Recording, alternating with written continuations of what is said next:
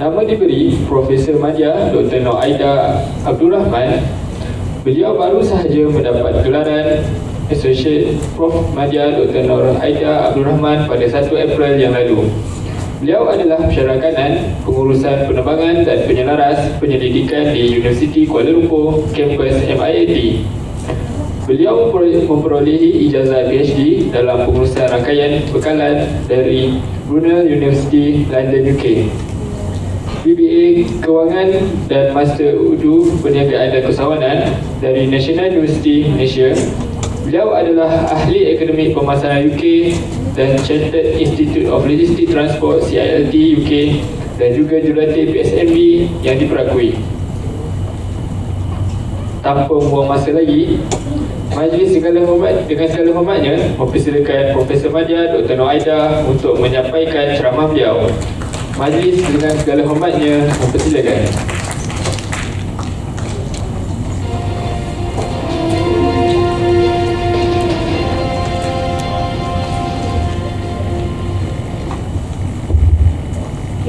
Assalamualaikum dan juga selamat pagi. Saya ucapkan kepada semua. Saya pelik sikit sebab tempat tak penuh. Selalunya ramai. Mungkin cuti sekolah ataupun sebab tak ada hari pun. Semalam macam ni juga ke atau lebih sikit? Oh, tak ada hari juga. Tanya pada semua. Selamat datang ke sesi saya. Hari ini saya akan terangkan tentang PhD Mosaic. Apa itu PhD Mosaic sebenarnya lah. Tak banyak new buku yang saya familiar, mungkin semua buku-buku baru lah. Tapi ada few sahabat dari UniKL, so saya happy jugalah dapat hari ni. Saya kenalkan diri saya, nama saya Nur Aida Abdul Rahman. Saya letak kapal terbang kat situ. Saya datang daripada Aviation School. UniKL ada 12 kampus. So saya datang daripada Malaysian Institute of Aviation Technology. Kita ada 2 kampus, satu di Sepang dan satu lagi di Subang. So saya di Subang untuk pengurusan penerbangan. So sekarang ni saya adalah untuk pengurusan penerbangan. PhD saya dalam bidang supply chain management, tetapi tak limit kepada supply chain sahaja. Saya punya research area juga pergi pada halal logistik, logistik branding, B2B, buyer seller relationship, CRM. Okay. So ni adalah 3 buku yang saya dah publish lah so far. Untuk yang PhD Mosaic yang sekarang ni kalau tengok tu itu je yang ada, sebab kita dah tak produce. Sebab yang new akan coming next year, saya tak pasti sama ada pertengahan ataupun dalam bulan 3 atau bulan 4. Kemungkinan tak sebelum pesta buku lah. So saya share sikit ni gambar-gambar lah sepanjang yang tahun ni dan juga di Malaysia dan juga di luar negara. Ini semua kat Malaysia. Saya juga ada bagi talk di Indonesia, di Bandung, di Jakarta, lepas tu di Oman, di Bradford, Brunel University, satu lagi ada satu lagi 2 universiti saya tak ingat nama.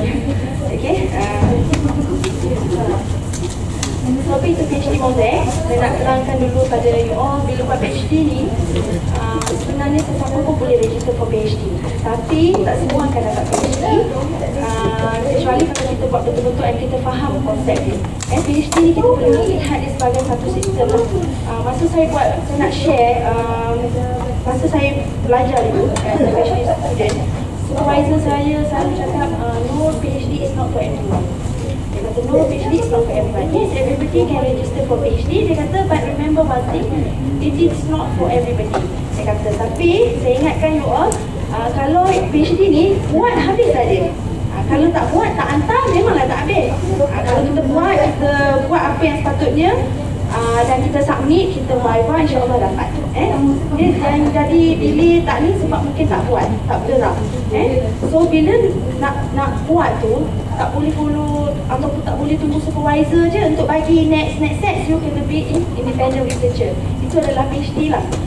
So untuk jadikan kita independent researcher, kita kena tahu the requirements to get a PhD. So PhD Mosaic ni dia menerangkan sistem tentang PhD lah. Dari awal kita register PhD, prepare proposal apa semua, sampailah hari terakhir you submit you punya thesis and then go for your viva. And lepas viva pun apa dia punya correction apa semua and you kena submit. Jangan ingat kita dah apa yang saya selitkan sepanjang ceramah ni, saya akan juga share cerita-cerita, tapi bukan untuk takutkan you all pun. Kita nak bagi macam bagi you tahu apa yang berlaku reality, sebab it's happen dulu. Kita dengar cerita-cerita yang penceramah luar cerita bila datang ke my university atau bila saya pergi ke workshop, tapi bila saya dah balik, it happens to kawan-kawan yang saya kenal. Macam contohnya macam bila dah viva dah pass dah, tapi dapat major, tapi bila tak buat betul-betul correction tu, and suddenly dia tak tahu, dia ingat everything is okay, so suddenly tiba-tiba dapat keluar senate letter kata she is not being awarded for PhD, for MPhil saja, tapi dah viva, dah pass dah. So benda-benda ni lah kita nak kena tahu supaya you kena faham apa itu sistem, supaya setiap loopholes dalam thesis ataupun setiap loopholes dalam you punya research, you tahu how to overcome and macam mana nak pastikan proses you going smooth lah dalam PhD. Sebab supervisor, macam saya juga, saya akan bercakap dari perspektif saya dulu sebagai seorang pelajar juga kan. Sekarang ni saya supervisor, so kita expect bila once the students register for PhD, you dah faham dah proses buat PhD macam mana, baca literature, apa yang perlu cari, apa semua. Kita macam kita tak ajar satu-satu lah. Sama juga masa saya dulu, bila supervisor, bila I explain to my supervisor always say, I don't understand. Yang ni I cakap dia tak understand, yang tu tak cakap. So dalam hati I pelik, yang profesor takkan tak understand kan. So actually dia nak suruh kita be independent and be confident with what yang kita dah buat, and kita able to explain anything. Because PhD ni is not about buat research je. Dia also about making a decision. Who is going to decide? This research is going to go for quantitative or qualitative or mixed method, and you boleh dapat pandangan daripada supervisor 1, supervisor 2 ataupun supervisor 3, all from your friend. But at the end of the day, for your PhD, siapa yang have to decide? You have to decide, because this is your research kan. Okay, so PhD Mosaic ni adalah satu sistem yang menerangkan tentang sistem PhD. Dia menerangkan apa yang penting, apa yang perlu ada untuk mendapatkan PhD. Okay? Kalau tengok kenapa penting PhD Mosaic ni, dia kalau you baru nak start, so you nampak overview of the whole research process dari awal buat research, nak prepare proposal, nak cari problem statement, nak cari gap, nak survey literature review, nak tak faham tentang research methods, apa beza method, strategi, teknik tu semua tu, macam mana bila ada data nak buat. So dia ceritakan the whole research process tu. So kalau untuk yang dah buat, so bila you dengar ni, mungkin you boleh identify the loopholes, apa yang lompong-lompong yang ada yang kita perlu tampal supaya dia nampak as a complete PhD research and it is ready to be examined by the examiner. Sometimes students ada cakap lah, macam dulu saya pun experience sama juga. Kenapa supervisor tak lepas lagi? Kenapa supervisor tak lepas? I dah buat ni, I dah buat tu, I dah ada questionnaire, design apa semua, ataupun I dah ada data semua, tapi kenapa tak boleh viva lagi? Sometimes supervisor do not have time banyak untuk explain, tapi kalau dia tak lepas tu lagi, maksudnya ada benda yang dia rasa belum cukup lagi, yang perlu kita tambah. Sometimes dia tak boleh nak explain sebab dia tak ada banyak masa kan. Kadang-kadang dia supervise sampai 10 orang, 15 orang, tapi kita yang kena cari. Kalau you tengok kat sini kan, tu kan gambar ikan kan, mozaik kan. So katalah satu lagi, katalah yang warna kuning tu satu tak ada, mata tak ada, so dia tak nampak muka ikan kan. So sama juga macam PhD. So satu lompong, satu satu tak lengkap, satu tak complete, atau satu you tak buat, you skip, mungkin takkan dapatlah PhD. Mungkin boleh lepas perlu ada major correction, tapi kita sekarang ni kita nak fokus kepada kita habis dalam tempoh yang diberi, dan juga bila viva esok kita insya-Allah minor correction ataupun tak ada correction. Tapi saya nak cakap juga dalam PhD ni dia is about luck juga. Minor or major, as long as you get your PhD is okay lah pada saya, sebab minor or major ni is reflect balik kepada persepsi examiner tu sendiri. It's about people judgment. Kan ada setengah universiti minor corrections tu 3 bulan je, ada setengah universiti sampai 4 bulan 6 bulan pun still consider as minor. Tapi for me tak apa, you dapat minor ke major, you buat je correction tu bila dah submit tu insyaAllah you akan dapat you punya PhD lah. So PhD ni sangat unik. PhD ni dia tak ada, kalau ikutkan PhD ni dia tak ada right or wrong. Tapi method ada right or wrong. Bukan saya nak kata PhD tak ada right or wrong. Betul ke tak ada right or wrong? Tak juga. Maksudnya dia as long as you can justify. How to justify is all must be coming from the evidence, show evidence. So evidence datang daripada mana? Datang daripada literature review. Datang daripada buku. Tapi buku compared to literature review, the most important, yang powerful adalah you justify with ataupun you show the evidence datang daripada literature review, which is artikel journals yang sangat powerful untuk PhD. And these article journals all must be recognized ataupun yang memang di-classify as bukan bogus journals ataupun yang ada rank journal lah. Baru dia jadikan evidence. So you kena ingat juga PhD ni sebab new things, PhD sebab contributions, PhD is unique. You cannot compare your journey with others because different journey, different PhD topic, different journey, different supervisor, different everything. Dulu I selalu compare myself with my friends lah masa I buat PhD dulu, just to share with you. I nampak dia cepat kok habis collect data. Tahun kedua dah habis collect data. I lambat sebab supervisor I ingat I apa semua kan. So I macam sedihnya. Tapi tak payah risau kalau orang collect data dulu daripada you. Tapi you just focus to your research because kita tak tahu what he's doing. So yang you buat cepat tu, bila I dah habis, dia tak habis lagi rupanya.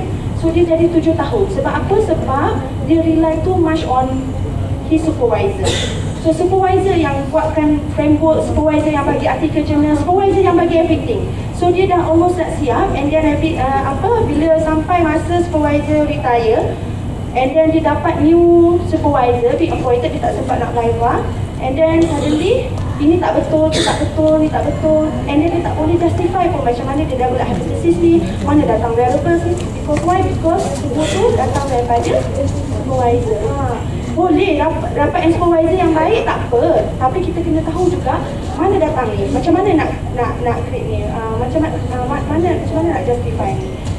So dalam PhD research ni dia unik, and then I said tak ada right or wrong as long you can justify. But before you can convince the examiner, you must make sure that you can convince your supervisor.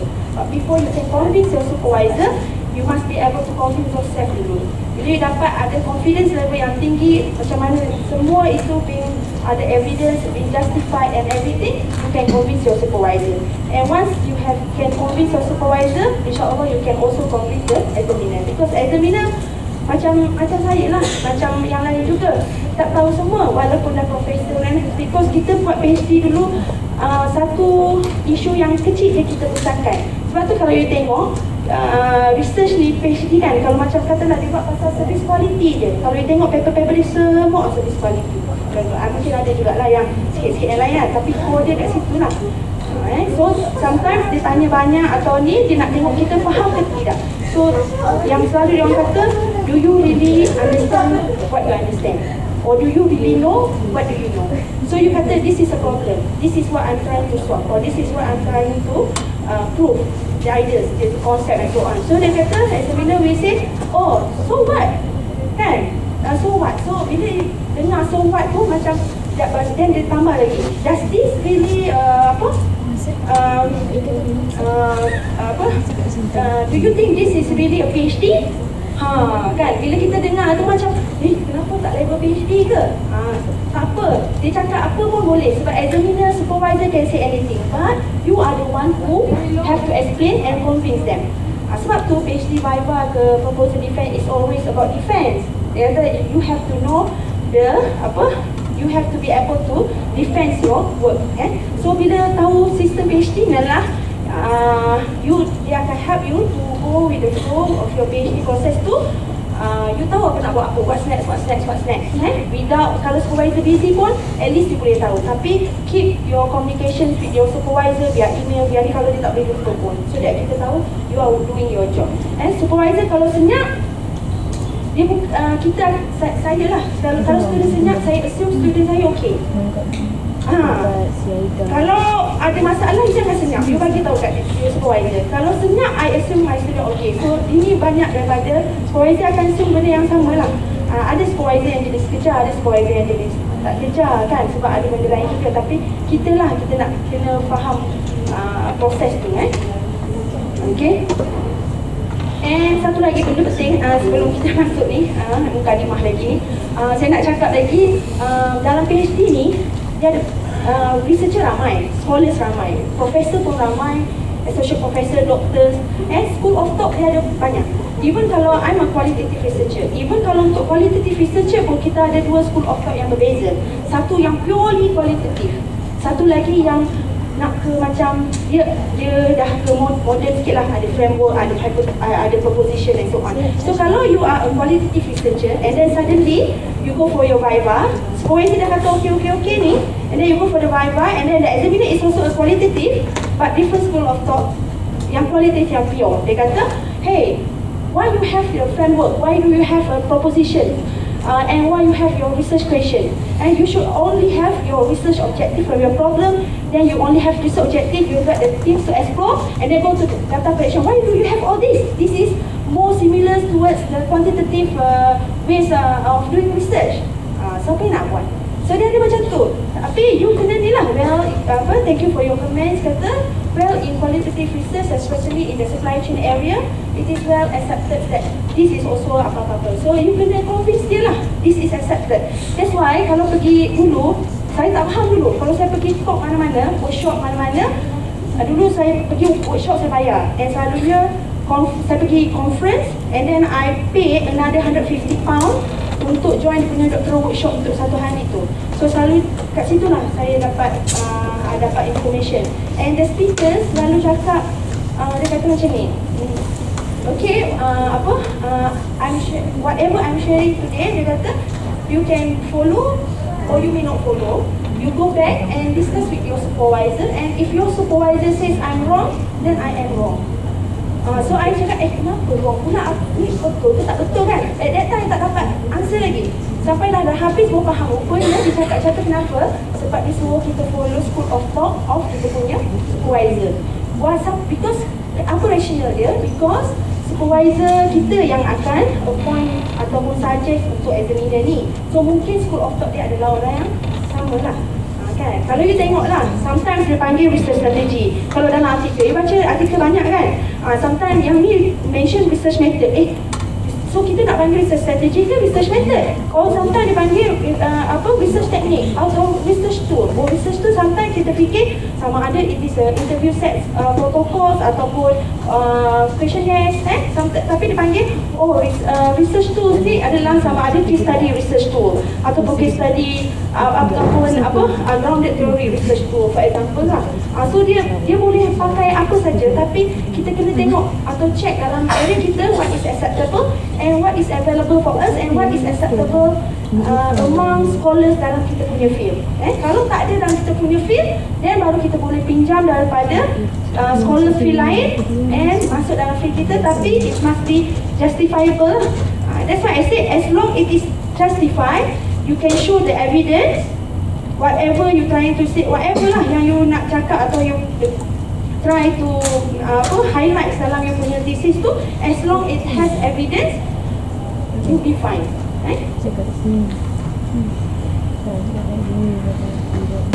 PhD ni proses dia dia memang sakit kepala sikit. Itulah yang membezakan PhD ni. Tapi orang yang kita stress tu bila orang tanya dia, you dah 4 tahun tak habis-habis lagi. Oh, you dah 5 tahun tak habis-habis lagi. So you buat research satu je kan, buat benda sama je kan. So dia tak faham, tak apa, maafkan je dia.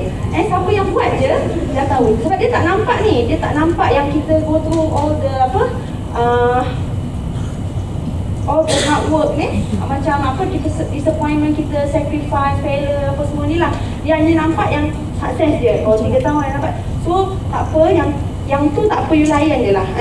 So okay, so dia memang bila, kenapa yang nak tunjuk ni, life as postgraduate students, you memang sakit kepala. Hari ni register, hari ni dah sakit kepala dah. Rasa macam mati. Baru hantar proposal je pun sometimes you dah macam, itulah PhD. Itulah PhD. Sebab apa? Sebab dia ada macam-macam rulings ataupun sistem yang you kena faham.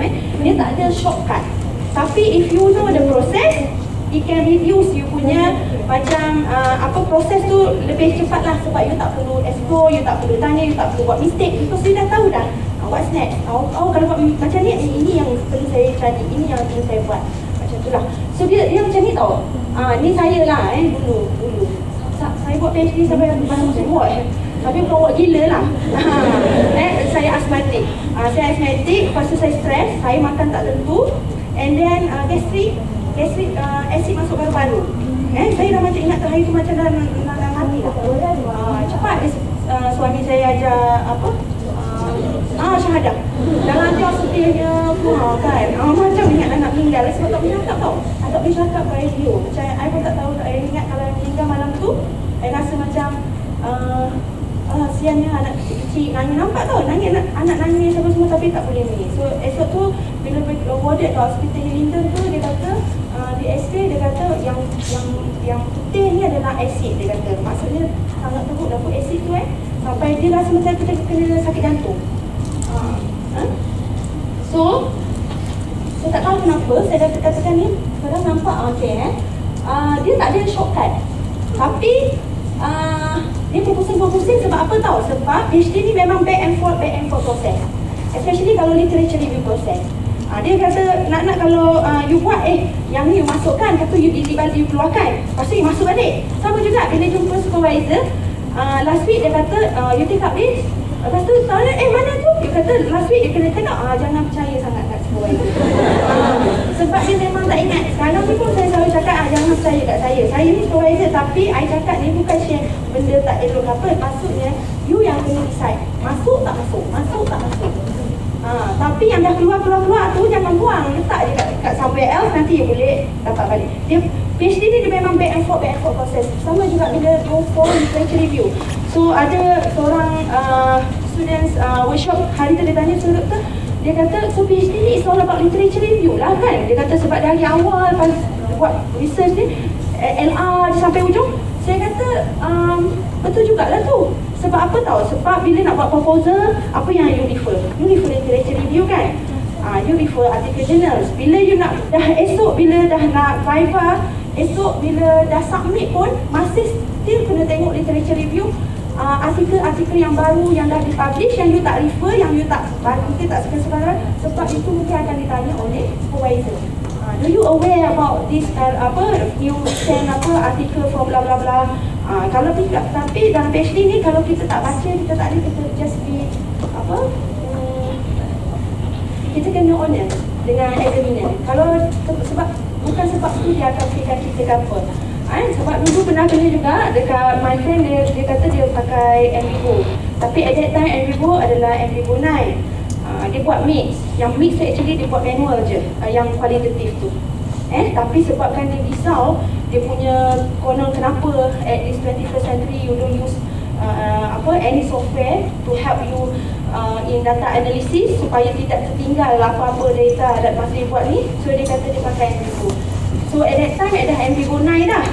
Tapi dia kata dia pakai Envivo 6. So dia kena khusus kat situ lah tertangkapnya. So kalau you tak pakai, tak apa cakap you tak pakai, tapi you kena justify lah kenapa. Mungkin sikit je, mungkin 2 je interview you kan, tak banyak macam yang lain 12, 14 so tak perlu ni.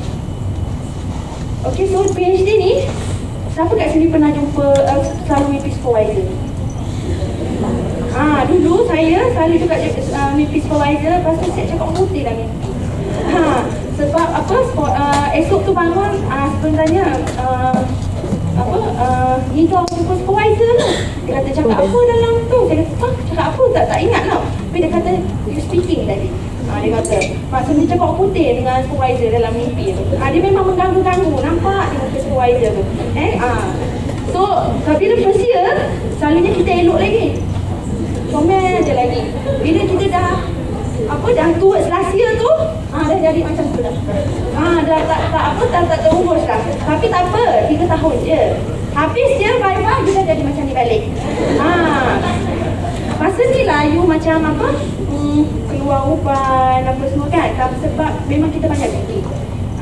Tapi macam saya kata, you suffer for the 3 years je. Itu yang membezakan PhD daripada yang lain. Itu yang membezakan dia jadi special. Yang dia kata not everybody will get a PhD.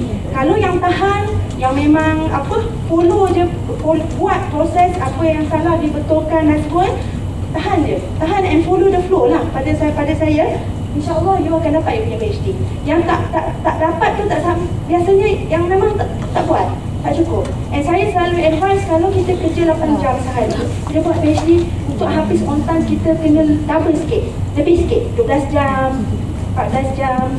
Sebab dia macam you kena attach to your research. Satu hari, kalau hari ni saya suruh sekarang keluarkan satu paper, cuba everybody tulis list of your research patient number 1, research patient number 2, and then research objective 1, 2, 3. Ingat tak? Sometimes kita tak ingat kan? Kita tak boleh nak ingat. Sama juga dengan supervisor. Sometimes kalau tak jumpa 2 bulan, you student I ke? Kan sebab dia dah banyak, macam student orang lain je tak boleh nampak pun. Dia jumpa saya ke? Ada ni saya ke? Macam tu lah. So proses dia memang macam tu. Dia tak ada straight line, tak ada ni. Tapi you tak payah berlumba-lumba macam orang lain. Kalau you tengok tu how your friends see you kan, dah siap ke? Kat mana sekarang? Macam tu lah. Sama juga nak kalau you sama-sama register your best friend kan, macam you nak habis dulu, dia pun nak habis dulu, yang lain nak habis dulu. Tak apa, jangan dia bukan macam dulu kita nak dapat nombor 1, nak dapat nombor 2, nak dapat hadiah kan. Tak, sebab saya kata dah PhD ni unik, kita tak boleh compare yang lain dengan yang ni. Sometimes kalau you tengok thesis, satu tu tebal sampai 2 jilid, yang satu lagi very short one, 200 pages je, 180. Macam ni PhD, boleh je dapat PhD. Tapi kita jangan pernah cakap benda macam tu, sebab kita tak tahu yang dia dah pergi through and how deep dia punya investigation yang dia dah buat. Satu lagi saya nak mention, PhD ni apa yang membezakan PhD dengan master is the level of depthness of your investigation. It's all about rigor. It's all about rigorness. How deep you go in your investigation. How deep you go in your literature review works in finding the gaps. How deep you go in your literature review in finding the problem. How deep you go in your literature review in finding appropriate theory yang linkkan you punya framework. How deep you go in your analysis. How deep you go in your data collection. Sebab tu, kalau you nampak, kalau dalam selalunya kalau Viva ke apa, kalau dia attack banyak dekat method, macam kita dah dapat tahu dah macam, ini mungkin insyaAllah dia akan dapat manager ni. Macam nampak macam ada benda yang skip, you skip satu, dia nampak you tak go thorough. You tak go thoroughly, you skip one process, you tak buat content validity for example, checking the dengan expert for example. So you skip that one. Walaupun you punya hypothesis semua accepted ataupun okay, result cantik apa semua, tapi bila dia baca and you explain, you skip one process, so dia rasa macam this is not rigor. You skip one process. This is PhD. You need to go on and follow all the processes lah. So one skip you ni, mungkin you kena patah balik kat mana yang you skip tu, you kena repeat balik. So selalunya macam tu lah. So dulu I baik, lembut je, buat PhD jadi buta, mak lampir. Kadang-kadang pernah jugalah macam kuntilanak pun. Bangun pagi tak terurus kan, nak pergi school kan. So itulah, itu PhD lah. You akan nampak you punya changes tu dalam you punya life tu. Tak semesti dia dalam you punya PhD thesis tu, tapi dalam punya life. How you communicate with your husband, how you communicate with your children. Salah dulu you tak pernah tepuk anak you, tapi because of you stress, because supervisor minta ni je kan, you minta paper je, tesis tak tengok pun kan, so you dah start nak marah supervisor you, marah anak, tak boleh, janganlah macam tu. Ini PhD, normal, you kena belajar bila balik rumah dengan anak, dia bukan PhD kan, dia family kita attached to kita. So what is PhD? Nak tanya dulu, what is PhD?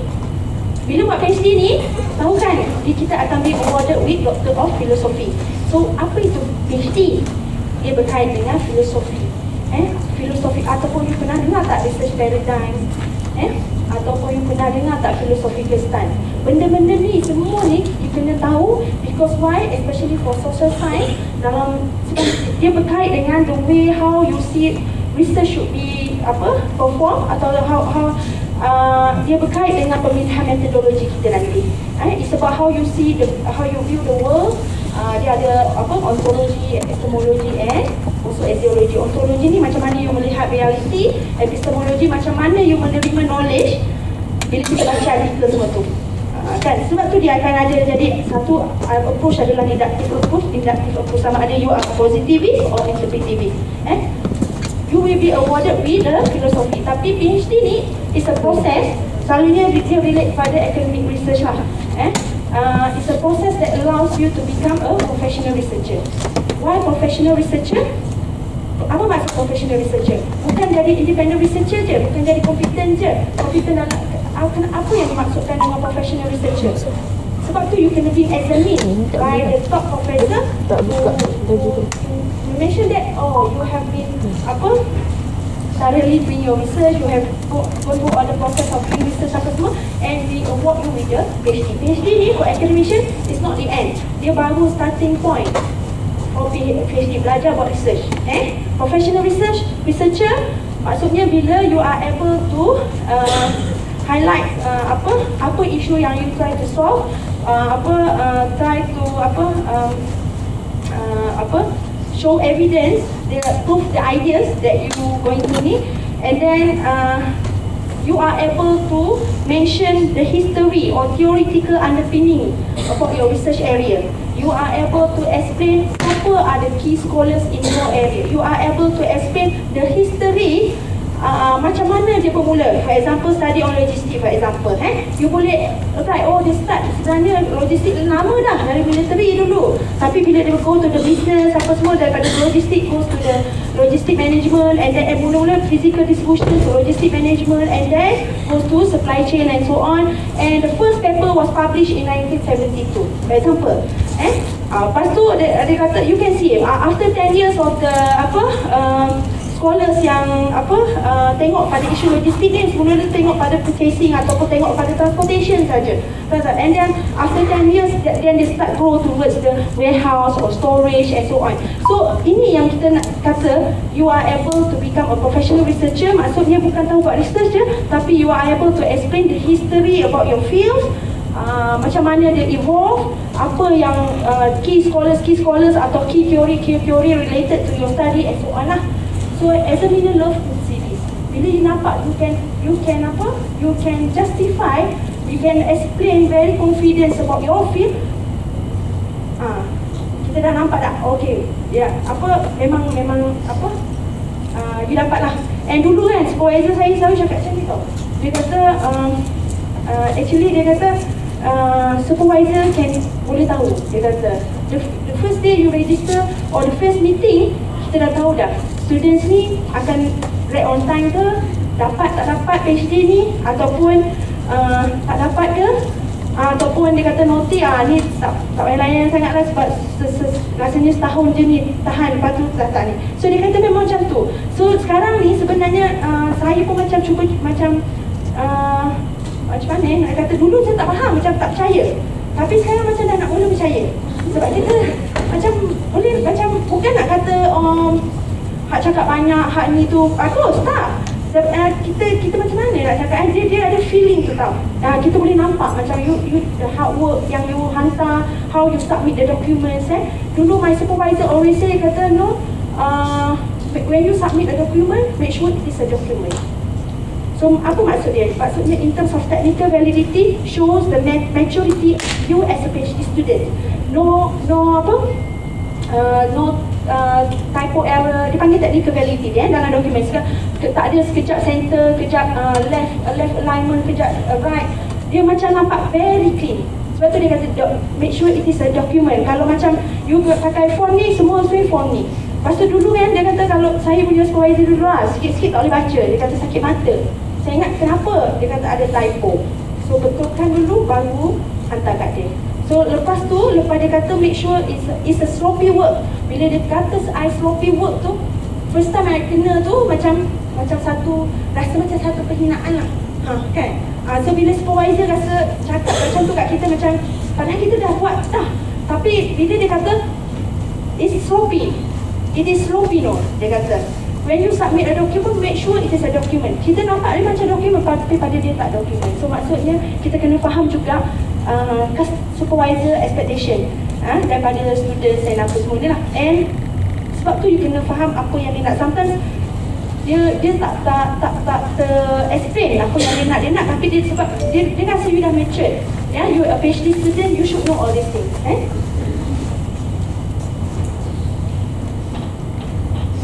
Okay, PhD verify you as a professional researcher. Real and real research, you solve the problem. Mesti ada problem. Kalau tak, macam mana kita buat research? Research ni memang benda yang kita belum tahu lagi. And mesti ada problem. Apa beza PhD research dengan industry research? Kalau you tengok PhD research ni, dia more pada akademik tu satu. Tapi once you solve your research problem, there are more research problem arise. There are more research question arise. Sebab tu you tengok artikel, dia never stop. Dari tahun 70 dulu, 80, 90-an, 2000, 2020, dia never stop. Sebab once you solve the problem, another problem akan keluar.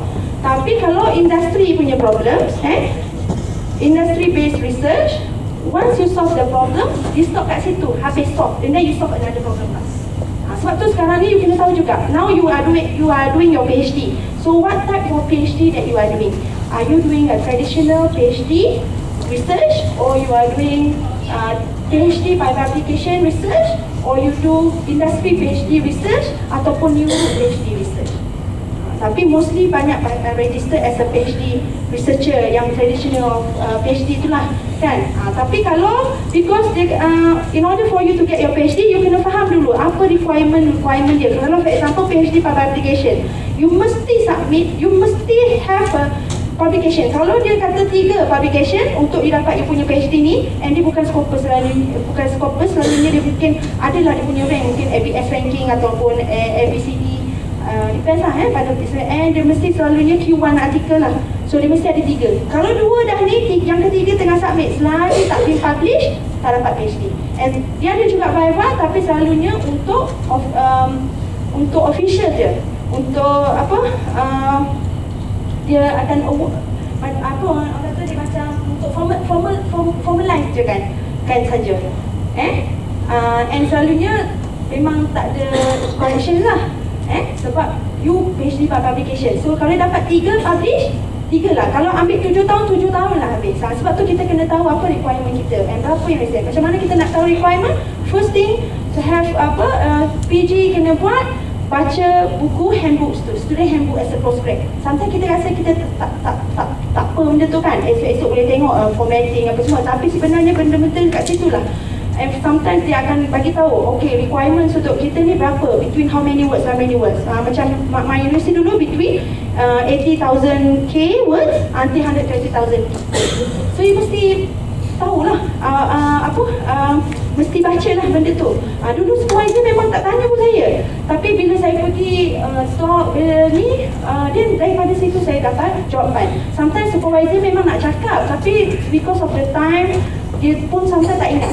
Mungkin dia dah cakap dekat A, cakap kat B, C, tapi D, E, F tu tak ingat. Sebab dia ingat A, B, C ni talk to each other, dah bagi tahu dah apa expectation dia semualah. Macam tu lah selalunya. Balance ni, apa maksud balance research? Maksudnya you kena faham juga, dia tak boleh, dia mesti, realitinya mesti ada problems, and you memang boleh achieve.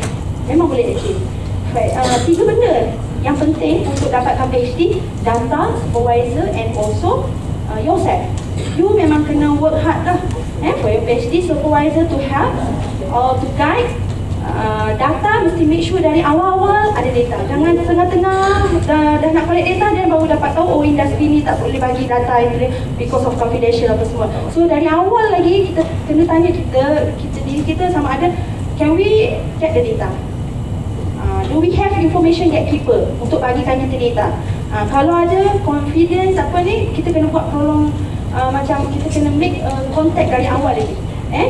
Selalunya kalau sebab tu kalau PhD, kalau industri kita kena awal-awal. Lainlah kalau you daripada industri itu ataupun pernah kerja kat situ, so ada contact apa. Selalunya students mudahlah dapat. Kalau you kaji macam for example student loan repayment or P2EM, nak tengok kan kanan apa semua. So you punya sampel adalah student PS. So selalunya students tak ada masalah. Yang selalu bermasalah adalah bila kita nak cari macam corporate company macam ataupun the government ni, sebab dia risau akan mencacatkan dia punya organisasi apa semula. Tapi tu tak apa, boleh di-consider. Selalunya boleh je, tapi you kena mention lah, it will be keep anonymous. You hantar lah, you sign mungkin apa lupa dah nama documents kan, yang you kena sign. You tak boleh share the information with others just for purpose of this research apa semualah. And value research ni juga maksudnya you mesti ada old and new recent reference. Kalau bila nak pakai old reference, bila nak pakai recent reference, so recent reference selalunya kita establish awal dekat chapter 1 kita tu, dekat problems, dekat gaps. Kita nak menunjukkan isu-isu kita ni masih lagi relevant untuk dikaji. So bila kita kata recent tu maksudnya 3 tahun ke belakang. Ada yang kata 5 tahun ke belakang, tapi saya not advise sangatlah 5 tahun ke belakang, sebab 3 tahun plus kita punya research lagi 4 tahun, mungkin 5 tahun dia dah jadi 8 tahun kan.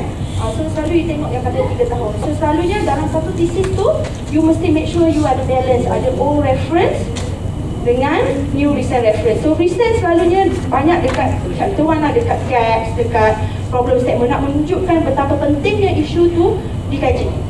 Bila pakai dekat old reference, dekat literature review, bila you nak cerita history of your research area tu. Sama juga dengan dalam method pula, dia mesti ada old and recent reference juga. You kena ada yang current reference yang acceptable plus also old reference, apa yang guru otai dalam qualitative or ni apa semualah. And kita tak nak tengok dalam satu PhD thesis tu semua macam buku-buku yang general je, macam Saunders, Ryman and Bell, Umar tu dekat reference list. Sometimes kita fikir reference list macam tak penting kan, macam alah mestilah ada reference kat citation apa semua kan. Tapi tak, examiner dia akan tengok, are you, macam saya cakap tadi lah, are you citing the right reference, are you referring to the right person. Kalau tak ada yang dia expect key person ni yang ada dalam tu, dia dah mark dah kat situ. Dia ada shortcut dia dalam baca thesis ni. Tengok kat reference list, tengok kat ni. Bila baca chapter 1 dah faham dah, lompat chapter 3 kat formula. 2 tu nak confirm, apa table yang dia bagi, apa ni ada berapa table, diagram apa semua. Sometimes dia tak baca semua juga kan, mungkin dia ada baca 2 tapi dia fokus, dia ada fokus dia. Just to share with you one question, one of my friend from Bahrain, tak ingat Bahrain pun, the first question being asked in his Viva as a warm-up question, dia kata, how many reference do you have in your thesis? Warm up tu. So kita macam, tak expect question yang examiner akan tanya as a warm-up question. Dia kata, how many references do you have? How many references do you have in your reference list? Lepas tu, tapi budak ni boleh jawab lah because dia yang buat apa semua kan. So dia kata around 450 reference. Lepas tu examiner cakap, it is actually 428. Count lah. So dia tak habis itu lagi, warm up question lagi. Dia viva. Dan dia kata, from this 420 reference, how many percent is recent reference, how many percent are old reference? So dia macam, dia nak checking, are you the one who write this thesis? Kan? So that's why I say, as examiner can ask anything. So bila I dah dapat macam tips tu kan, kita sharing kan among the students apa semua. So bila I dapat tips tu, I count lah untuk viva. Tapi examiner saya tak tanya. So dia tanya benda lain pula kan. The about truck and driver, dia kata macam tu, sudah, memang ada driver bawa ni kan, tapi saya fikir-fikir balik, ini nak track ni, nak track, kan. So dia boleh tanya apa saja, and then dia akan cakap, I'm quite surprised in your methodology chapter you haven't explained any challenge. That seems like you are going very smooth in your data collection process. So dia macam very surprised. So tapi saya macam dah pergi workshop kan. So saya kata ni aku lah ni kan. So tak apa calm down. So kita cakap lah. Tapi ada takkan kita nak tulis dalam tu kan. Kita punya experience bila kita interview people kata saya pernah kena harass kan masa data collection. Seorang dia, satu je. Yang lain very smooth, very okay. Yang apa macam apa ni bila dia reschedule tu bukan harassment, tu sama je, biasa je. Itu memang always happen. Hari ni janji today I got meeting lah, lepas tu esok pula kata tomorrow kita dah kata I lupa I MC lah, I cuti lah hari ni, anak I ni. So memang benda tu happen, tu challenges jugalah. Tapi yang saya tak boleh lupa tu dia macam mana dia bukan sound lah, dia kata macam ni tau, kita kan bagi letter, consent letter tu apa semua kan. So dia kata alah, overseas student saya pun boleh buat, saya ni overseas student, free je letter, letak logo apa semua, macam tu. So dia macam nak, sebenarnya dia boleh affect juga kita punya as a researcher, tapi for the sake of PhD you layan je lah kan, sebab you akan jumpa macam-macam orang, ada yang baik, ada tu bawa naik kereta lagi pergi belanja makan lagi, tanya I lagi, I suka budak-budak nak belajar dia cakap tu, dia tanya I dah tak ada soalan dah, nak makan lah, nak makan, tapi suruh cakap lagi dah tanya kan, I kata I suka anak Melayu yang dia kata dia nak belajar, padahal memang kena belajar lah nak dapatkan PhD tu kan, memang nak dapatkan PhD akademik juga. So ada yang baik, ada yang these are all the experience yang you akan lalui lah. Tapi kalau it happens macam tu bad or good, you just follow the flow, because as I said you are on the right track lah. Benda tu akan ada. Kalau you very smooth, tak ada apa berlaku macam you macam happy je ni, macam pelik juga tu. Tu kan macam you ni buat PhD ke tak, macam tu kan. Kita macam fikir budak ni apa tu cakap okey je kan, ini buat ke tidak ni, macam tu lah. Tapi kalau you macam muka dah bening, lepas tu kita boleh nampak lah macam muncung je 1 meter kan, kan betul. So kita boleh nampak lah you punya stressful tu macam mana, supaya dia boleh nampak lah buat ke tak buat, buat ke tak, buat ke tak. Tapi kita tak ada lah cakap you tak buat kan, tak ada lah macam tu. Saya cakap tadi bila you buat you kena faham the proses tu, chapter 1 apa, chapter 2 apa, 3 apa yang you nak kena cari semua. So selalunya kalau untuk social science dia depends. Ada yang 7 chapter, ada yang 5 chapter, it depends. Sebab tu I said you never compare yours with others. Kenapa dia 5? Dia boleh dapat PhD juga. I 7, I 8 chapter. No, because how you design punya thesis tu, how you write your thesis, how you structure your thesis, go back to your discussion between you and your supervisor. Tengok format dekat school you, as well as issue yang you study tu apa. Sometimes mungkin kalau technical mungkin 5 chapter je, tapi kita social science mungkin 7 ke 8. Ada yang tulis literature review, conceptual framework, apa semua hypothesis table, apa semua dalam satu chapter 2. So chapter 3 research methodology. Ada satu lagi group of scholars dipecah 2 ni, literature review. Satu on background theory on the terms, on the history, parts, theoretical underpinnings, theory apa semua tu apa. And then yang chapter 3 tu you focus pada how you develop you punya framework, the hypothesis, and then you show your frameworks, and then the list of hypothesis or list of propositions, and then chapter 4 baru masuk methodology chapter. Macam saya cakap, methodology chapter juga dikenal sebagai data theory. So dia ada banyak sangat terms bila you macam ni kan, banyak sangat terms. Ini sikit je baru ni. Ini mungkin dalam bidang kita lah, social science, business, business management ni. Kalau technical mungkin banyak lagi. Ini yang general, yang you akan jumpa bila you baca artikel journal. And semua ni kita expect supervisor expect you tahu. Bila buat PhD you tahu. Macam apa beza hypothesis dengan propositions, apa beza focal theory, research scope, research limitation. Research scope juga dikenal sebagai delimitation. Dia ada limitations and also delimitation. limitation, which is DELIMITATION. It is actually refer to research scope. Apa beza research scope dengan research limitation? Limitations, once you do your research, you dah proceed, then baru you identify, oh ni tak boleh buat because of this certain challenges. Itu adalah limitation. Delimitation or research scope, you dah scope awal-awal dah. Oh, my research akan tengok on this scope sahaja. Itu beza dia Ada banyaklah lagi lepas tu so axiology, ontology, epistemology, cross-sectional, longitudinal, ini semua dalam research methods Dulu my supervisor ask after, dulu I tak ada proposal defense, dia panggil annual review. Tapi sama juga annual review, tapi kita ada setiap tahun. Annual review ni selalunya bulan Jun dia akan keluar pink form. Selalu takut lah, sangat takut.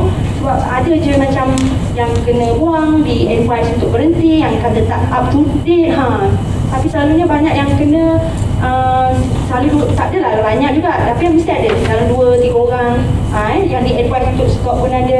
Selalunya Arab lah yang kena dia Arab macam advice untuk tukar universiti ke apa, saya pun tak tahu kenapa. Tapi tak, macam saya cakap lah, saya macam supervisor advice, just focus to your research. So tak apalah dia orang, kita fokus kita punya so dia tanya dia kata, so are you doing positivist research or interpretive research? So saya tak faham benda ni kan. Masa tu saya tak tahu pun, macam pernah baca, tapi saya ingat benda tu tak penting. Tapi bila I lama tu I dah sudah lah, bila kan jangan dihantar balik sudah kan. Lepas tu dia kata, lepas tu sebenarnya okey je, dia baik je. Prof Tila tu dia very very helpful juga. So dia kata it's okay, you don't have to answer me now. Dia kata you go back and discuss and dia kata you explore, are you doing a positivist or interpretivist research?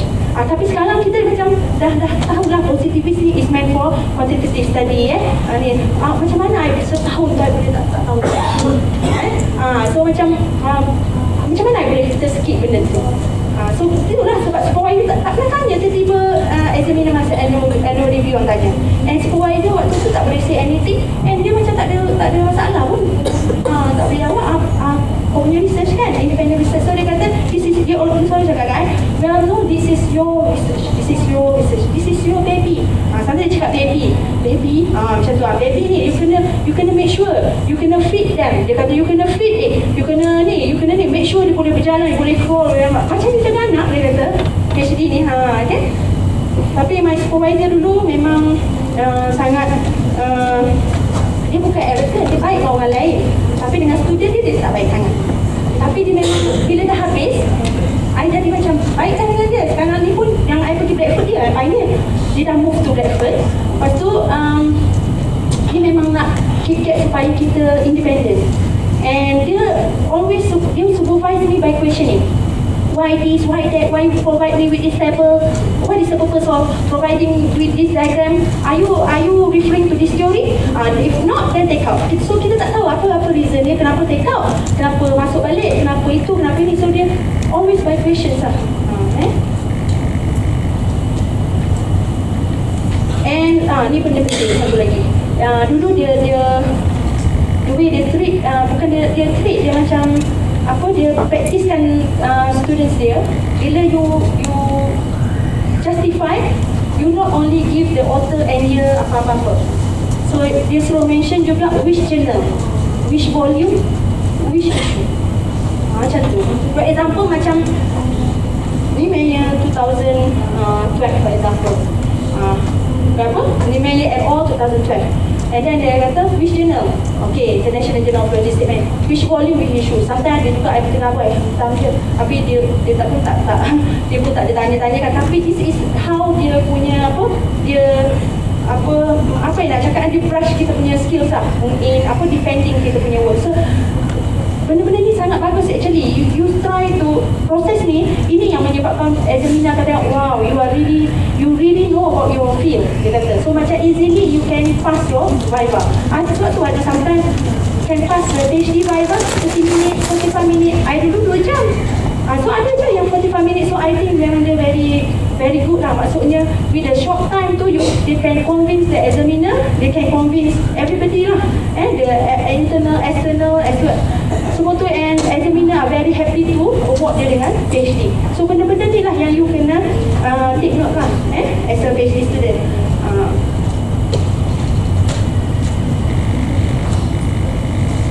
Many school of thoughts, what is acceptable in your field, show evidence, okay, the key person in your field and so on.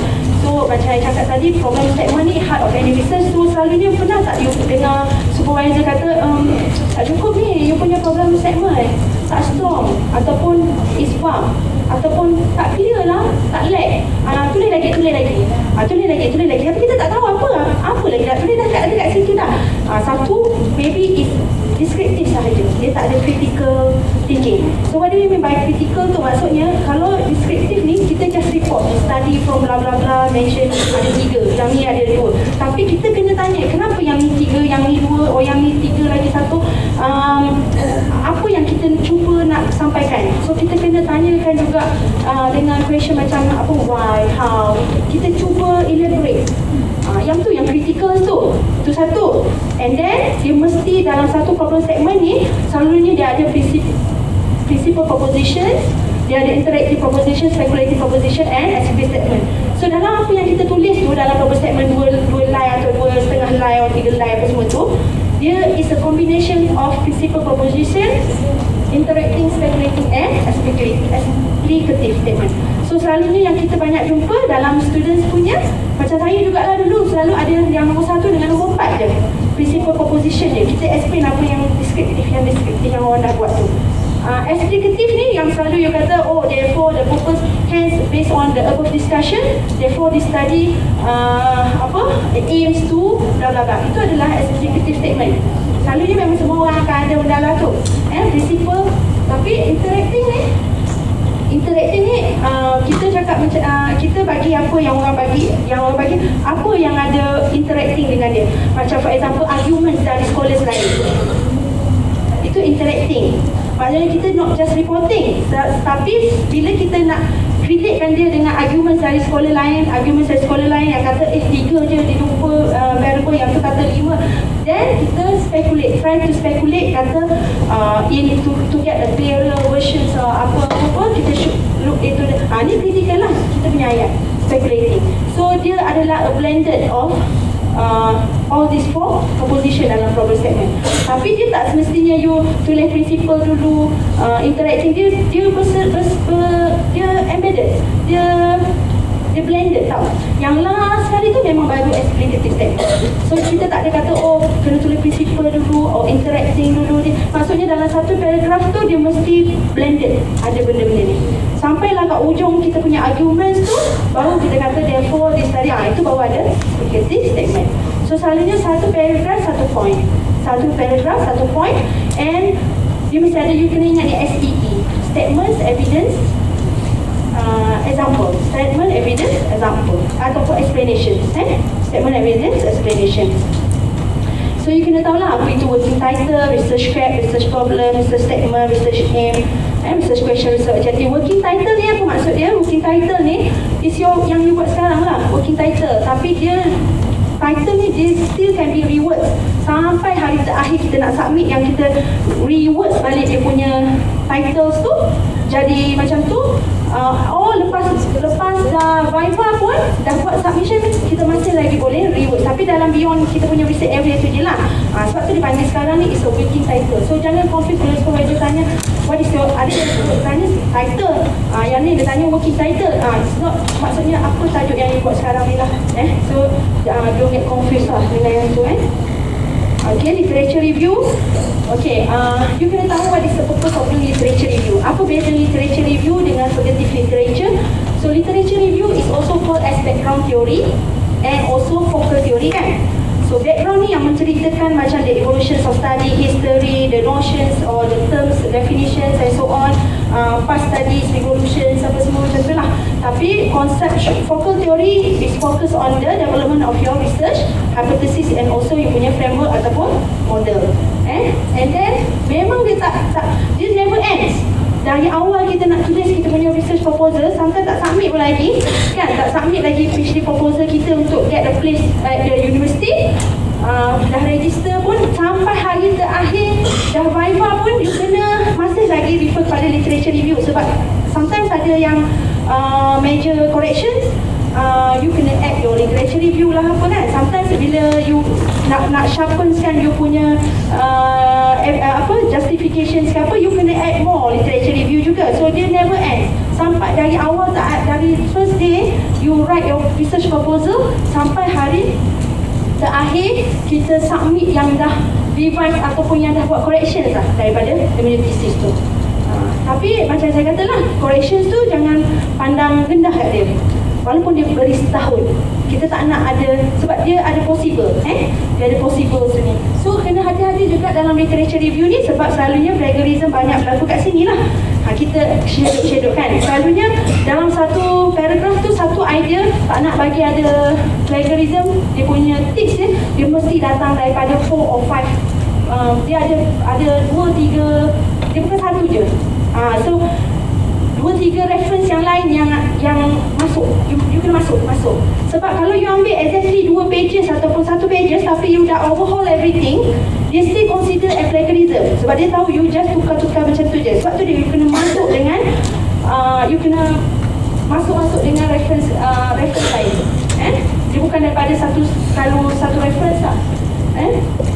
Lepas tu saya dalam workshop tu juga saya akan share tools in literature review. Dia ada more than 700 research tools. Literature review untuk cepatkan you punya research process. Ada yang untuk paraphrasing, ada yang untuk plagiarism, ada yang untuk checking English, ada yang untuk translation, adalah dia ada more than 700 tools. Combinations of research tools tu dia ada link dia. Yang you klik tu terus ke sana, terus ke sini lah. So dia ada lebih daripada 700 research tools ni yang boleh help kita untuk expedite ataupun cepatkan kita punya research process kita lah. Untuk you explore, mungkin you tak pakai semua, tapi you tengok yang mana you nak pakai paraphrasing je ke, atau you nak pakai ni ke, mungkin you tak pakai semua, tapi dia ada more than 700, tapi you boleh pilih yang mana yang sesuai untuk you. Okay, lepas tu how to structure your literature review, kita akan discuss tentang taxonomy ataupun literature review method. How long you want to be your review, maksudnya as a taxonomy ataupun you nak jadikan dia as a literature review method. So nanti akan masuk juga untuk research methodology pun, dia ada tables of methodology yang you boleh buat macam taxonomy ni tapi untuk methodology. So dia macam tu lah. Lepas tu how to develop your conceptual framework, hypothesis, apa beza propositions, how to write hypothesis and propositions, dan soal lah. Literature review, maksud literature review is a review of past studies, ataupun and then theory, akan discuss juga tentang teori, theoretical underpin. Maksudnya for example, macam mana you nak faham apa maksud theoretical underpinning ni. For example, bila you sakit kebanyakan, you sakit perut kan, selalu kita pergi mana? Kita toilet kan? Teori mana yang kata untuk apa?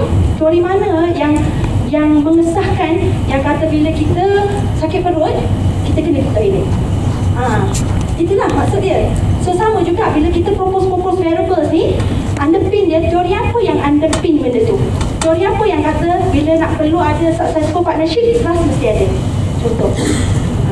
So dia ada relationship marketing theory, dia ada teori apa, dia ada social network theory, ada agency theory. It's talk about relationship semuanya. Tapi apa yang based on you punya variables, apa teori yang underpin benda tu? Dan macam itulah contohnya. Sama lah juga kalau lapar, kena makan nasi kan, ataupun tak makan nasi pun tak tu, makan lah bila lapar. Oh kenyang. Tapi teori apa yang kata bila lapar kena kenyang? Bila lapar kena kenyang, tengok aku dah pening lah. Bila lapar kena makan. Tu maksud dia lah. Tu simple definition dulu. Nanti kita akan discuss benda lah. And you kena tahu juga dia ada thousands of theory. Teori apa yang sesuai dalam you punya, and kenapa you tak choose dia, and kenapa you choose this two, or kenapa you choose this three. And kena ingat juga dalam literature review, especially for business, management, social science ni, review teori pun ada triangulation juga. Teori triangulation, dia tak boleh ada satu teori supaya you boleh corroborate you punya variables tu. Sebab tu dia kata teori triangulation, mesti ada triangulation. Dia ada dalam method pun ada triangulation, untuk teori pun ada triangulation. Macam saya cakap tadi lah, research ni is all about rigorous. How did you go in your literature review works? How did you go in your literature theoretical perspective apa semua lah.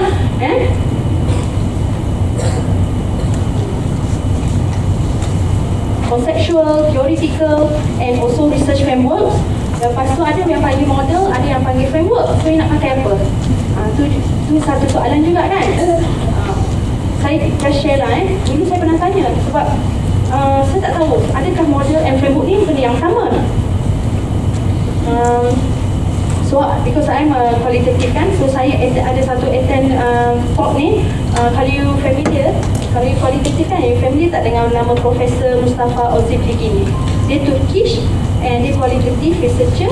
So I managed to attend dia punya talks dulu. So I tanya dia, I'm a qualitative, dia pun qualitative. So I cakap apa beza model dengan framework ni kan, yang mana sesuai. I'm buat qualitative tapi I pakai model. Tapi ramai yang kata model ni untuk quantitative, tapi sebenarnya dia interchangeably use, boleh juga pakai. So saya nak tahu yang mana betul, yang mana tak, dari perspektif dia as a scholars lah, qualitative scholar. So dia cakap kalau untuk qualitative selalunya kita panggil framework, kalau untuk quantitative panggil model. Tapi dia kata since you panggil model, it's okay, tapi you have to prove that dalam in your area it is acceptable for qualitative study to call dia punya framework tu is a model. So memang betul dalam supply chain punya banyak papers, walaupun qualitative dia call it as conceptual model, bukan conceptual framework. So it is justified lah dia kata. Tapi kalau dia kata memang banyak, memang dia orang pakai framework, so dia kata I suggest you to change to framework lah. Tapi itulah dia kata, dia pun cakap benda sama. Dia kata it depends, it's up to you, you want to use model or framework, as long as you can justify, you'll be okay. Dia kata macam tu lah. So that's why saya share dengan you all, sama juga, setiap apa decision yang kita make dalam kita punya research ni, PhD, it must be justifiable and must be rational, justifiable and ada evidence. Show evidence, you can justify, you'll be fine. Walaupun satu atau dua. Dulu my friend kan, dia study pasal public listed company dekat Malaysia. Lepas tu the examiner tanya, examiner dia visi mana tak, examiner kat luar lah. Lepas tu dia kata Malaysia ni developing country, and then you ask your question is dalam English, tak ada Malay version. How do you assure that, dia kata semua sampel tu is a good English, dia kata. So dia kata dia dapat minor tapi macam major juga, dia kata sebab banyak corrections, tapi sebuah examiner tu declare minor je lah. Tapi dia diberi macam 5 bulan macam tu. So dia kena find, dia diminta untuk find satu artikel yang boleh kata untuk sampel dekat Malaysia ni, especially yang kerja dekat corporates lah, maksudnya dia memang ada very good English. So dia punya baru questionnaire dia acceptable lah. Dapat tak apa yang saya cuba sampaikan ni? Dapat So dia macam nak gila lah cari tu kan. So dia cari last dia jumpa, akhirnya jumpa juga, tapi memang macam gila lah kan. Tapi tak gila, tapi macam gila nak cari tu kan, macam sebab stres kan, tak jumpa. So dia jumpa ni dalam Psychology Journal. So according to Lim 2001, memang kata so dia boleh justify lah. So benda tu happykan dia punya examiner. So dia boleh proceed lah, lepas tu dia dapat lah PhD. Tapi tengok sampai macam tu benda yang sangat pada kita macam alah itu je pun kan, memang pandai ni, tapi because of questionnaire dia tu satu bahasa je, tak ada language, dia tak buat dua bahasa Malay English, tapi disuruh. Sebab tu lah dia kata ni sebab it's about rigorous lah, how deep you go in your investigation. Maksudnya kalau you betul buat ni, kalau you tahu dia developing country ni apa-apa, tapi dia bagi English je. Tapi since dia boleh jumpa journals ni, according to Lim 2001 ni kata memang executive level and above kat Malaysia ni memang pandai berbahasa Inggeris. So dia justify. Walaupun jurnal tu tengok datang daripada mana? Datang daripada psikologi, bukan datang daripada corporate communications atau communication area. So three important things in Fokker theory, mesti ada table of hypothesis. Kalau you qualitative, kalau if you have propositions, mungkin you ada table of propositions. Then linking kita punya taxonomy dengan Fokker theory tadi tu. Kita punya conceptual framework or conceptual model. Okay. Beza hypothesis dengan proposition. Hypothesis aim dia adalah untuk test. Tapi proposition is developed is not to test but to guide the researchers to collect the area beyond the punya research area. So proposition is actually meant for qualitative. Dia ada, tapi cara tulis bukan positively affect bla bla bla, significantly affect macam tu tak. Dia berbeza. Sebab tu hypothesis assumptions yang kita buat kan, A affect B for example kan. So A ni memang kita nak test A ada hubungan dengan B. So dia punya purpose tu of hypothesis is to test. Tapi for propositions is not to test, to guide kita untuk collect the area beyond kita punya research area. So kita ada list of themes to explore. Sama juga dia adalah variables, tapi kuantitatif kita panggil dia adalah independent variables, tapi untuk kualitatif kita panggil dia as a theme to explore, to be explored, themes to be explored. So macam-macam lah, ada variables, ada independent variables, ada first order construct, second order construct. Benda-benda ni lah kita akan explore nanti kalau untuk workshops tu. Okay, research methodology. Metodologi dengan method. Apa beza research methodology dengan research method? Apa beza research methodology, research method dengan research design? Apa beza research methodology, method, design, techniques, research tools and so on. So dalam data collections kita juga ada methods, ada techniques, ada tools. Sama juga untuk data analysis, kita ada data analysis method pula, data analysis techniques pula, data analysis tools pula. So benda ni lah. So ada juga tables ada table juga. Tapi yang most important, you kena faham, able to explain, because kalau kita quantitative or mixed method, kita tak semestinya kena faham atau kena understand how to explain mixed method je.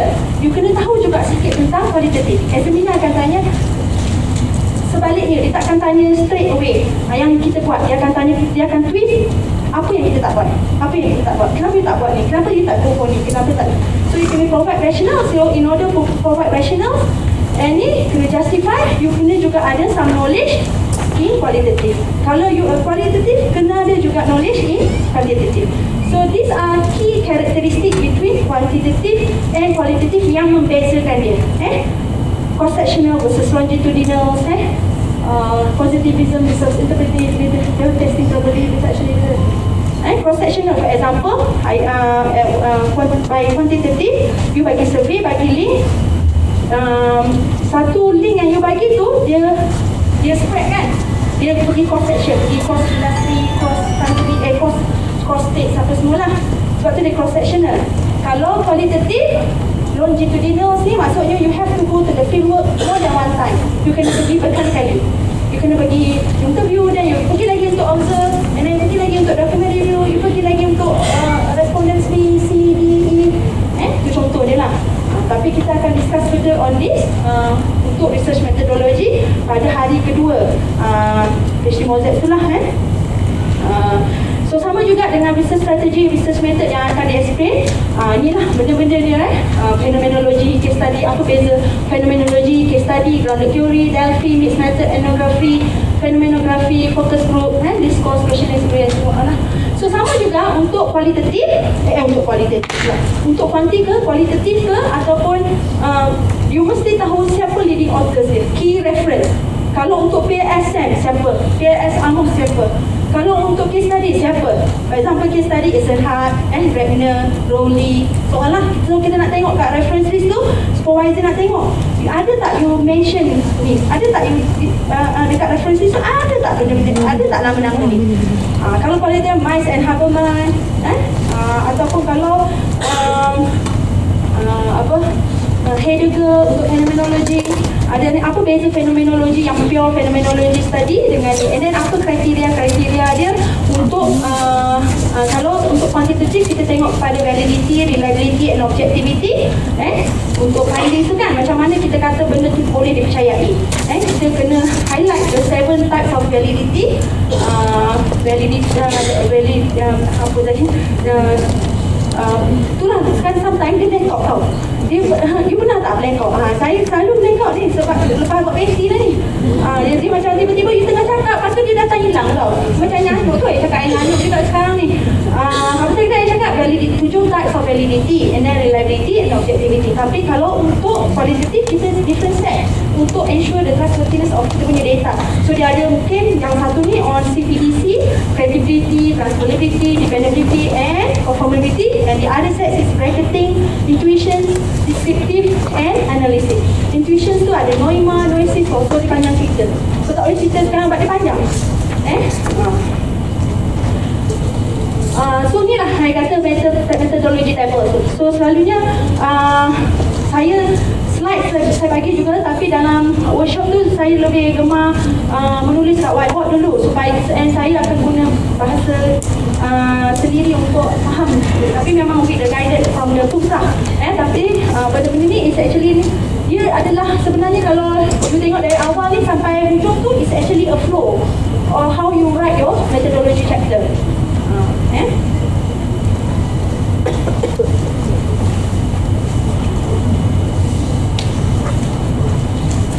And then apa yang nak ditulis untuk discussion. So discussion dalam discussion, finding is only finding kan. So dia ada beza juga. And then conclusions, apa yang you nak highlight, achievement of the research objective, future research suggestions, implications, contributions of your study. So contribution, you have referred to the theory. Contribution ni is about what you give back to your knowledge. What you give, contribution ni is about what you give to the knowledge. And knowledge ni boleh consider as contribution to the theory, contribution to the method, contribution to the industry or practitioners, contribution to policy maker and government, contribution to social maker. Depends, social or groups, depends on what study are you doing. So benda-benda ni semua you kena highlight dalam chapter 7 conclusion. Sama juga bila dah highlight dalam chapter 7, bila at the end of the chapter 1 tu last kali you kena polish balik chapter 1, so you kena highlight. As I said, dia cerita the whole story, the whole overview about your research, semua ada kat situ.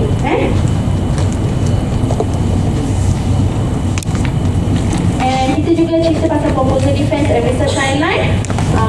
Lepas tu pasal tips-tips dalam Viva, soalan-soalan dia akan di-share list of Viva questions.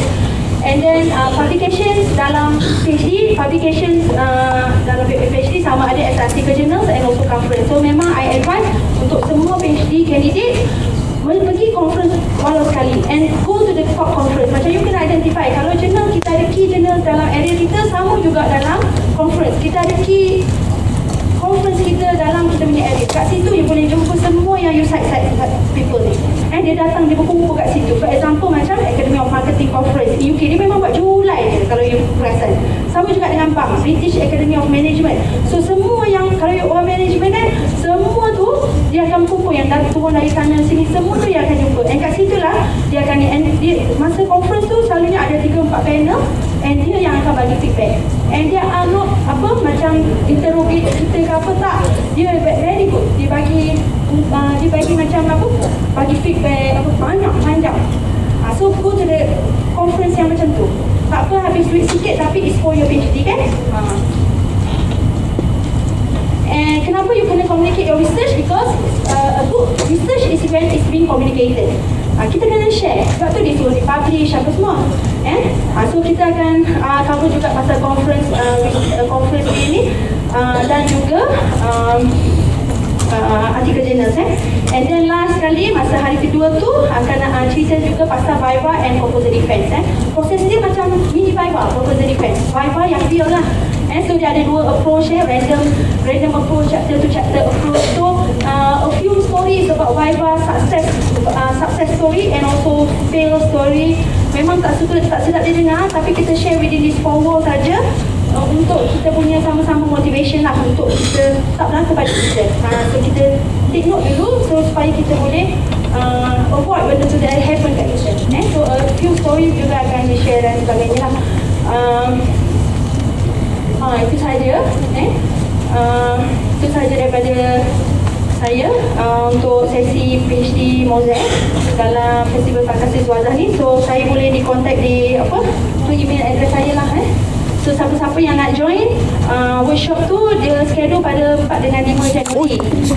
Tapi itulah waktu budak-budak sekolah kan, MISM pun masuk 6 hari bulan kan, so mungkin itulah susah, tapi tak boleh nak find date itu yang diberi kan.